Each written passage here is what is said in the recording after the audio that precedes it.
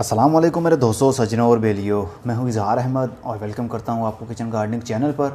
और उम्मीद भी रखता हूं कि आप सब लोग खैरियत से होंगे, फिटफाट होंगे, अच्छे से कामों में खूब अच्छे से बिजी होंगे। आपको मालूम है विंटर सीज़न शुरू हो रहा है और सर्दी के दिनों में हम कौन कौन से फूलों के बीज लगा सकते हैं, आज मैं उसके ऊपर बात करूँगा। वैसे तो बहुत सारी स्पीशीज़ हैं, बहुत सारी नस्लें हैं सर्दी के दिनों के फूलों की, लेकिन कुछ वैरायटीज़ सिलेक्टेड भी होती हैं जो कि रूटीन में आपको नर्सरीज़ पर देखने में मिलती हैं विंटर सीज़न में।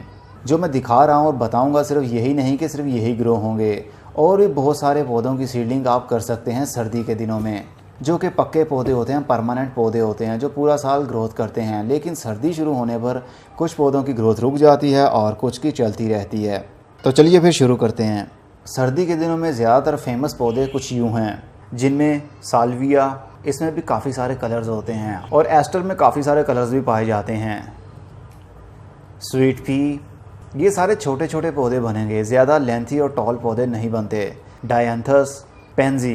पेंजी एक ऐसी वैरायटी है सर्दी के दिनों में जो हर नर्सरी पर आपको देखने में मिलती है।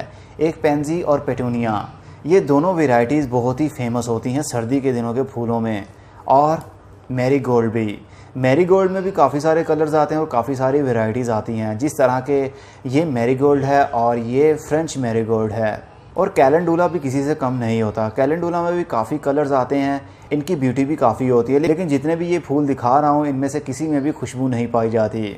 और निमेसिया और सेंटोरिया, इसको सेंटा यूरिया भी कहते हैं और सेंटोरिया भी कहते हैं। इसमें दो टाइप के होते हैं, एक छोटे साइज़ का और एक लंबे साइज़ का। मतलब इस पौधे के ऊपर जो स्टिक लगेगी वो थोड़ी सी लंबी होगी और एक ड्वार्फ में भी आती है।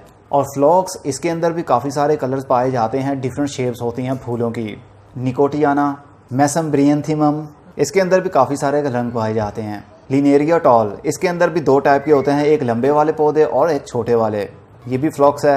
ऑस्टियोस्पर्मम, गोडेटिया ग्रैंडीफ्लोरा, कैम्पेनोला, हेलिक्रिज्म, वर्बीनिया, इसके अंदर भी काफ़ी सारी वैरायटीज़ पाई जाती हैं।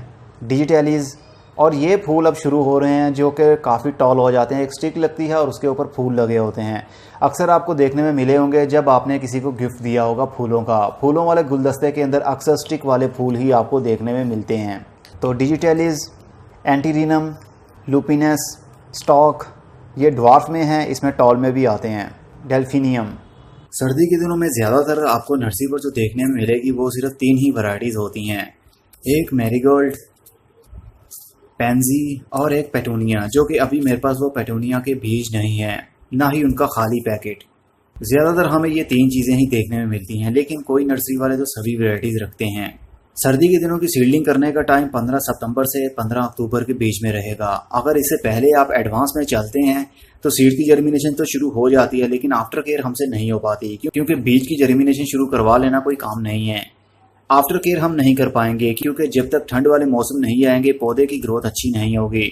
और अगर बीज सर्दी शुरू होने से पहले ही जर्मिनेट हो गए तो हम उनको ठंड वाला एरिया प्रोवाइड ही नहीं कर पाएंगे, तो गर्मी की वजह से वो छोटे छोटे से पौधे भी मर जाएंगे। इसलिए राइट टाइम जब शुरू हो तभी सीडलिंग की जाए तो अच्छा रिजल्ट मिलता है। सर्दी के दिनों में कौन कौन सी सब्जियां लगा सकते हैं, इसके ऊपर मेरी वीडियो ऑलरेडी मौजूद है, जो कि पिछले साल मैंने अपलोड की थी। हर साल वही टॉपिक लेकर आना आई थिंक वो सही बात नहीं है। वीडियो के ऊपर लिंक दे रहा हूँ, इसके ऊपर क्लिक करेंगे तो आपको वो वीडियो देखने में मिलेगी कि सर्दी के दिनों में कौन सी सब्जियां हम उगा सकते हैं।